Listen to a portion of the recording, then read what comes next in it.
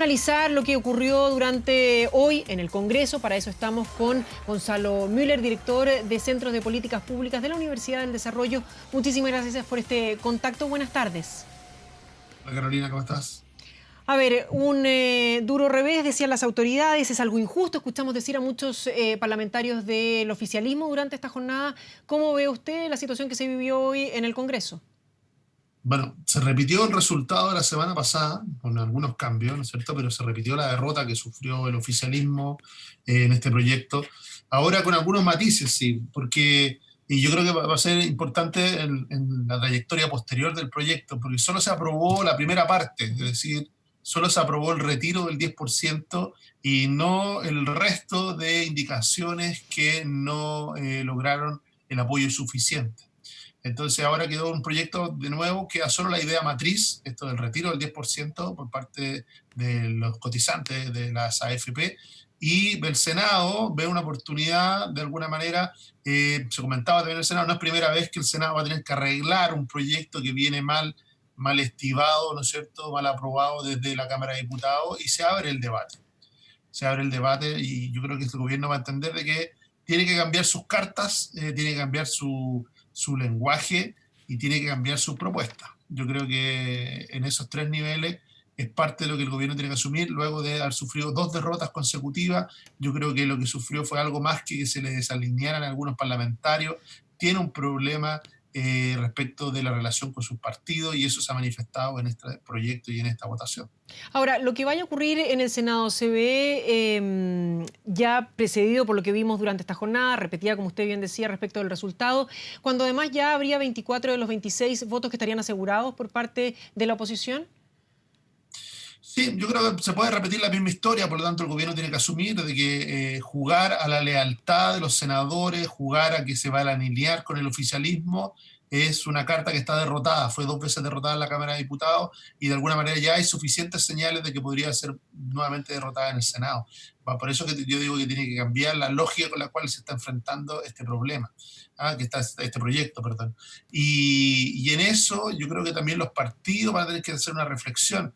De alguna manera los diputados que se han puesto fuera de Chile Vamos, se les olvida una cosa, y son diputados oficialistas y le han propinado una derrota doble a su propio gobierno. Eso sin duda que va a traer consecuencias en la relación que tienen con el gobierno. Y se les puede seguir considerando no diputados del oficialismo, que es como lo entienden los electores, como lo entienden también en los propios parlamentarios. ¿Cuánto hubo aquí hay diputados y parlamentarios que denuncian presiones por parte del oficialismo, por parte de otros diputados de sus mismas bancadas incluso, pero hay quienes también hablan de que esto fue un triunfo de la calle? ¿Qué pesó más? Mira, yo creo que aquí hay una situación real de que hay una clase media que siente que no le llegan los beneficios, no es que lo sienta ahora, no le han llegado nunca ningún tipo de beneficio, pero hoy día está en una situación de crisis, de pandemia, es un sector de la sociedad que es el motor de la sociedad chilena y que siente que de alguna manera lo hace en base a su propio esfuerzo, en base a su propio trabajo, pero resulta que hoy día se ve de manos amarradas. ¿Por qué? Porque estamos en cuarentena, porque estamos en medio de esta pandemia y muchos de ellos han perdido sus trabajos o se han impedido de poder realizarlo. Entonces están sufriendo una condición bastante única y por lo mismo necesitaban de un plan de alivio muy rápido, muy potente y con menos trámites, menos engorroso, que no fuera tan difícil de entender, que fuera más simple. Y que segundo, que yo creo que la promesa de ese plan, en el corazón, fuera de que nadie que lo necesite va a quedar sin ayuda. Yo creo que producto del mismo estilo de estar negociando permanentemente entre gobierno y oposición, o ya incluso dentro del propio oficialismo, que es la negociación real que hemos visto en la última semana, yo creo que se desatendió el punto de fondo, que son las personas, son los ciudadanos los que tienen que sentir de que lo que se les está ofreciendo va a llegar y va a ser suficiente. Y yo creo que así se hizo con el IFE número 1, se hizo también con otros programas, incluso con la entrega de cajas, que en realidad funcionaron, de cajas de alimentos que funcionaron bien o han sido bien evaluados. Y ahora se olvidó un poco de ese punto que es tan importante, que es la legitimidad social que tiene que tener toda política pública. Se volvió un poco excesivamente técnico el lenguaje del gobierno. Tiene razón el gobierno en lo que argumenta. Obviamente que este proyecto le causa un daño a las pensiones de la clase media, pero no logra conectar con ese sentimiento de desamparo que esa misma clase media siente hoy día frente a la pandemia, siente que no puede trabajar y la clase media definitivamente depende básicamente de su propio esfuerzo para sostenerse. ¿Cómo quedan ahora ministros del comité político? El ministro Blumel ya decía desde el Senado, desde el Congreso, perdón, que él seguía haciendo su trabajo, que estaba muy bien. Se ha cuestionado mucho en qué pie queda tanto él como el ministro Briones. Yo creo que más que el pie, aquí la política hay que aprender que hay derrotas. No todo es victoria, no todo es ganar, ¿cierto? Hay derrotas y uno tiene que aprender de las derrotas. Y yo creo que esto mismo, los ministros, en todo el comité político, en la medida en que entienda bien qué fue lo que les provocó esta doble derrota, van a tener una mejor labor en el Senado, que es lo que se espera, un mejor proyecto, mejorarlo. Este es un mal proyecto, prácticamente no hay economista que diga que este es un buen proyecto, prácticamente no hay nadie que sostenga que esto no va a hacer sino empeorar las pensiones, pero lo que tiene que reparar también la política es de la desesperación que hay detrás de las personas que están esperando esta medida. Yo creo que el plan que se les ofrezca tiene que ser igual o mejor que el que ofrece este 10% de retiro de su propio recurso hacia los trabajadores. Vamos Es justamente. clave mm, en eso que el gobierno, y por eso para los ministros va a ser importante aprender de esta derrota y recuperar el diálogo primero dentro del oficialismo y no perder también la oportunidad, yo creo que en el Senado, si hay algo que justifica la existencia del Senado es de que tiene un ritmo distinto y también tiene un talante distinto. Normalmente su labor es de corrección respecto a la Cámara de Diputados y ahora yo creo que tiene también una oportunidad el Senado de abrirse en ese espacio. Pero ahora bien, cuando hablaba usted recién de las personas, de justamente los afectados de primera mano, aquellos que no están conversando necesariamente por una plataforma lo que está ocurriendo, sino que están viviendo el día a día, los que salen a pegar las cacerolas, festejando o quejándose. Pero en definitiva, ¿ellos cuándo van a poder ver un cambio con esto? Porque ahí está el meollo de todo el asunto. Bueno, una de las connotaciones negativas de este proyecto y de la manera como se tramitó es que ha polarizado mucho el ambiente político en el Congreso. O sea, se han recuperado trincheras que se habían de alguna manera desdibujado a producto de la propia pandemia, cuando se habían producido grandes acuerdos en el mismo Congreso. Hoy día se han recuperado esas trincheras que hacen todo más lento y que hacen que las ayudas sean más lentas de tramitar. Yo creo que lo que hay que recuperar es ese espíritu de acuerdo, también esa mirada de tener políticas públicas de futuro. No es casualidad, a veces que puede ser una paradoja, pero quizá en el peor momento de la política estamos discutiendo una política que tiene un impacto a 10, 20 o 30 años. El daño de lo que se habla, el daño de las pensiones es algo que se va a ver en el largo plazo. Eso para algunos, sobre todo para aquellos que se han visto seducidos por el populismo, hace que no le tengan miedo a ese daño, pero para los que son más responsables tienen que también entender de que no basta ser responsable, sino que basta atender lo que origina la demanda social. Lo que origina la demanda social es la desesperación de la clase media. Mientras no se atienda eso, va a ser más difícil frenar proyectos populistas o malos proyectos técnicamente deficientes, ¿no es cierto?, como el que se aprobó hoy día en la Cámara de Diputados. Malos proyectos, populistas o no, pueden convivir ambos proyectos. Hoy van a estar ya los dos en el Senado y la gente lo que necesita es plata, plata para hoy día. ¿Pueden convivir ambos o no? Yo creo que va a ser parte de la discusión que se va a iniciar ahora, porque este proyecto en el Senado, por más celeridad que le ponga, estamos hablando de que a fin de mes recién podríamos tener alguna luz si es que no va al Tribunal Constitucional finalmente. Entonces estamos hablando de 15 días, 20 días que son críticos en este momento para las personas que están enfrentando la pandemia desde el desempleo o desde la angustia, ¿no es cierto?, no poder trabajar. Entonces yo creo que van a tener que conversar en paralelo, ¿no es cierto?, el plan del gobierno y al mismo tiempo esta reforma.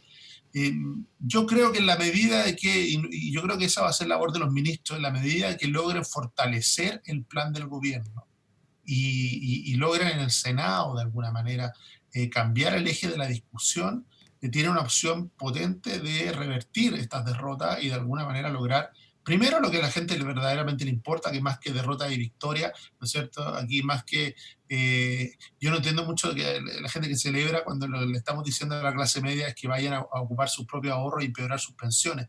Uno puede entender la desesperación de las personas que están viviendo eso, como dices tú, día a día, y que en el fondo no pueden seguir esperando. Pero más que celebrar o lamentar esta derrota, yo creo que lo que corresponde es darles una solución a las personas y no jugar con su desesperación.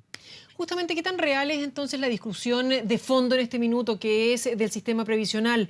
¿Se puede llevar a cabo lo que dijo el presidente esta semana, de abrirse un sistema mixto, que los ministros se pongan en campaña a poder conversar y dialogar con los parlamentarios al respecto? ¿Se puede realmente lograr un cambio ahora? Bueno, hay una reforma de pensiones Mm. que está entrampada justamente en el Senado, ¿ah? Que fue aprobada por la Cámara de Diputados y que está entrampada en el Senado. Entonces, de nuevo, hay un problema de los ritmos, ¿no es cierto? Generalmente esas reformas son de lento trámite, lenta tramitación, y lo que necesitamos ahora es una respuesta potente y rápida para la clase media que le permita aliviar su situación. Entonces, no sé si puede ser parte de un acuerdo político. Ahora, los acuerdos políticos hay que respetarlos, hay que recuperar la confianza también en ese aspecto, ¿no es cierto? No basta acordar algo cuando después a las 2 semanas se puede desconocer por alguno de los que firma ese acuerdo. Pero yo creo que puede haber una conversación. La reforma de pensiones, de hecho, estaba bastante adelantada ya en el Senado y puede haber una conversación que permita despejar ambos temas quizá en menos de 15 días. Ahora, en el diario La Segunda de esta tarde hay declaraciones por parte de Óscar Godoy y de Viragallo también. Ambos hablan de un gobierno débil. ¿Se debilitó el gobierno? Sin duda, yo creo que lo que estamos viendo más que el gobierno venía en debilidad, venía en estado de debilidad, muy frágil, ¿no es cierto? Y de alguna manera esa misma debilidad ha hecho que se le abran sus propios parlamentarios. ¿Ah? No hay que olvidarse un detalle, Carolina. Esta derrota, esta semana, la del día, perdón, y la de semana pasada, es propinada por parlamentarios del propio oficialismo. Entonces, si esa nota, ¿no?, de atención no es recibida por el gobierno y por los partidos del oficialismo, va a ser muy difícil el resto de la tramitación o el año y medio que le queda de gobierno. Tengo que Tiene hablábamos de la situación que queda en el Senado, del quiebre que se puede producir en el gobierno, producto de que entonces parlamentarios oficialistas van y finalmente entregan su voto a un proyecto que no era el de ellos. ¿Qué es lo que debería salir el presidente a hablar durante esta jornada? Estamos a la espera de la reunión, ¿verdad?, con el comité político, pero debería salir a hablar y cómo y qué debería salir a decir durante esta tarde para tratar de reconvencer, reencantar, alinear, ya no sé al final cuál es la palabra que sería ocupar, respecto de sus propios parlamentarios. Yo creo que no es fácil de adivinar lo que va a decir el presidente, pero yo creo que tiene que haber un cambio de estrategia. Eso es evidente. Cuando uno es derrotado 2 veces en 7 días, tiene que cambiar de estrategia. Mm. Yo creo que apelar a la disciplina del oficialismo fue un error, no se logró. Es un fracaso también de los partidos, digamos, que se les vea que se abren sus propios parlamentarios, toman distancia más allá de las razones que puedan esgrimir. Yo creo que aquí lo que el gobierno tiene que enfrentar es de que va a tener que llegar a un acuerdo con la oposición en el Senado. Yo creo que no tiene cómo hacerlo desde solo el oficialismo. No solo porque el oficialismo es minoría en el Senado, sino porque esa estrategia ya ha fracasado 2 veces en la Cámara de Diputados. ¿Qué tiene que salir a Y negociar siempre, al Senado y, entonces? tiene que, en el fondo, bueno, este es un proyecto que pasó al Senado, hay que asumir primero la realidad, ¿no es cierto? El gobierno fue derrotado y tiene que ahora con pragmatismo ver cómo se aproxima a este proyecto que ya llega al Senado, donde también tiene minoría, para tratar de minimizar el daño que provoca un mal proyecto. ¿Ah? Hay técnicamente, desde la lógica técnica de política pública, hay un consenso de que es un mal proyecto lo que ha pasado. Entonces tiene que ver cómo se hace cargo de eso. Volver a jugar las cartas de la disciplina del oficialismo es quedar atrapado a manos de ese senador marginal que va a tratar de ser, ¿no es cierto?, del oficialismo, que va a usar su voto para allá o para acá de acuerdo a su conveniencia. Por lo tanto, yo creo que los ministros van a tener que sentarse directamente con la oposición a negociar, directamente con la oposición, no con los senadores díscolos, ni con los diputados díscolos, porque es darle una importancia a personas que de alguna manera han faltado, han votado con una libertad, olvidándose que son parte de una coalición, olvidándose que son parte de un gobierno. Ahora, ¿cómo se recupera confianza? Hemos hablado de las confianzas tanto desde el año pasado, en octubre, cuando vemos que hay, por ejemplo, dentro de una misma bancada, diputados que se recriminan unos a otros, que hay calumnias por un lado, entre el diputado Celis y el diputado Schalper me refiero, ¿no? Y por otro lado, Hay una situación muy grave que dimos a conocer durante la tarde de hoy. La Comisión de Constitución en la Cámara de Diputados debió suspender la sesión producto de amenazas de muerte a diputados. Y no solamente hubo una, hubo varios, a 4 si no me equivoco. Están el diputado Mulet, Schalper, Belolio y el diputado Walker, que reciben estas amenazas durante esta jornada. ¿Dónde estamos llegando? De nuevo, eso es parte las redes sociales, de que son el vehículo preferido para ese tipo de amenazas, ¿no es cierto? Cuando terminan después así transformándose en mensajes directos hacia los celulares de los parlamentarios. Es de alguna manera algo que debiéramos condenar de manera unánime como sociedad. La violencia, ya sea dirigida contra una persona o dirigida, ¿no es cierto?, hacia los organismos del Estado, los bienes públicos, ¿no es cierto? En general, todo tipo de violencia lo que termina es alejándonos del diálogo democrático, haciéndolo inviable. Y lo que se busca de nuevo es generar miedo, generar de alguna manera terror y que no se produzca o que alguien no ejecute la acción la cual su conciencia lo lleva. Yo no espero que ningún parlamentario cambie su opinión ni cambie su voto producto de ese tipo de amenaza, sino que al revés, que las denuncie con fuerza, vengan de donde vengan, deben ser perseguidas, ¿no es cierto?, en un Estado de Derecho como el nuestro. Son impropias de una democracia como la chilena y por lo tanto deben ser ampliamente condenadas porque amenazas de muerte han recibido muchos parlamentarios de acuerdo a sus votaciones y de acuerdo a lo que algunos sienten son estas barras bravas que oscilan y viven en las redes sociales. Mm. Tal vez hoy con la inmediatez de los medios y de las redes sociales también lo conocemos más y más y se comenta más también.